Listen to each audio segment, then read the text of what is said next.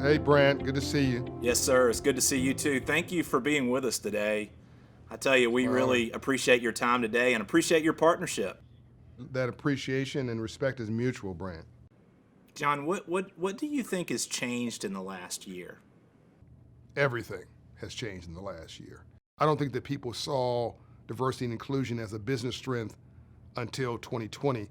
The coincidence that we had the largest health epidemic since the Spanish flu, the largest unemployment crisis since the Great Depression, a 400-year social justice reckoning of Black America, and a crisis of our very, very democracy with the assault on our capital, which hasn't happened since 1812 with the British.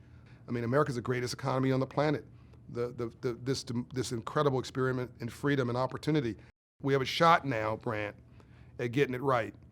Looking at the data shows that if we just increase economic opportunity, everybody wins. We do this every 100 years or so. But this is the first time that it's been including Black and brown people as part of the starring attraction. And I think now everybody wants change in the most positive way possible. And I've seen the private sector lead, Brant, in the way that's the boldest I've seen since the civil rights movement. So, John, I completely agree with your assessment. The world has changed dramatically. Truist is uniquely positioned. We're a new company, two really great companies coming together. We have a chance to relook at everything we do. We have a chance to look at that in the context of a purpose that's about inspiring and building better lives and communities. And we have a chance to think about how do we do things better. I'm particularly excited that now in 1,000 of our locations, our clients and members of communities that we serve will have access to the great work that you and your team are doing. Also excited to participate in your effort and Operation Hope's effort around adding 1 million Black businesses by 2030. And then the last thing I'd mention is really excited about what we can do by partnering together digitally. It's clearly our opportunity to truly scale this across this country and also across our clients and communities is through meeting clients where they would like to be met. And I think digital is a big piece of that going forward. It's workplace, it's community, it's clients and customers, it's culture, and it's Black small business wealth creation. That's a powerful partnership for good. Well, and John, it speaks to the challenge and the opportunity of reaching individuals where they are.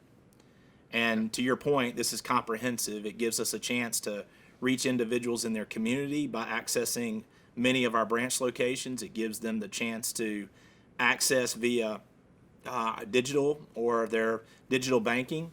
It also, to your point, are reaching individuals through the workplace, which we've found to be also very effective. So you're very much right. It's comprehensive, and we're excited about what we can do together. You can't be a growth anything today without technology at the center of your universe. We could not do this conversation today and worked around the challenges of COVID without technology. You can't be a growth nonprofit, for-profit, big business, small business, government entity, mosque, synagogue, Boys and Girls Club, whatever your passion is, you're not going to have growth in it unless you're embedding technology with it. So that's a foregone conclusion. We've got to be high tech and high touch. You need the high touch because that's where trust comes from, that human interaction. You need high tech because that's where scale comes from, and efficiencies and rebootability and scalability and sustainability of it. It has to bring in the technology piece. John, you got it exactly right. And as you know, we worked with your team. We used a significant amount of data that we have about communities we serve. We obviously have a really fantastic branch footprint now with Truist. And we looked at the places where we could strategically place your coaches that would give the greatest reach. And by taking this hub and spoke approach to our marketplace, we're able to reach significantly more communities, significantly more individuals, and do it in a very efficient and effective way. So we're excited about rethinking how we're delivering, and I believe our communities and the individuals in our communities are going to be the beneficiary. And what percentage, Brand, of your total branches would 1,000 represent, just for people who have some context? So today, John, we have approximately 2,700 physical branch locations. So it's more than a third of our locations. The individuals in those communities will have access to Operation Hope. So it's a significant commitment and significant investment, and we believe it's the right thing to do. We also believe it is consistent with our purpose. We can't succeed as an organization if the communities that we serve do not succeed, and we are committed to building better lives and how we serve communities that unfortunately in some cases have been left behind by the financial institutions. This is really important to us, and we're committed to making a significant difference. And one last point I would make: we have asked our teammates to make our purpose real, and the only way we're going to make our purpose real is for it to be real for each individual. So I'm excited. We have within the company individuals that have deep accounting expertise, deep technology expertise, deep subject matter expertise, whether it be in operating a small business or banking a small business. And so to give those teammates a chance through Operation Hope and the 1 Million Black Business Initiative to volunteer and be there as a mentor and a support for a business that may have questions about technology or about accounting or about banking, to have the ability to offer that, we're excited about. We're excited for our teammates, and it's a way that our teammates can really personalize our purpose of inspiring better lives and communities. So John, thank you for the partnership. We're very excited.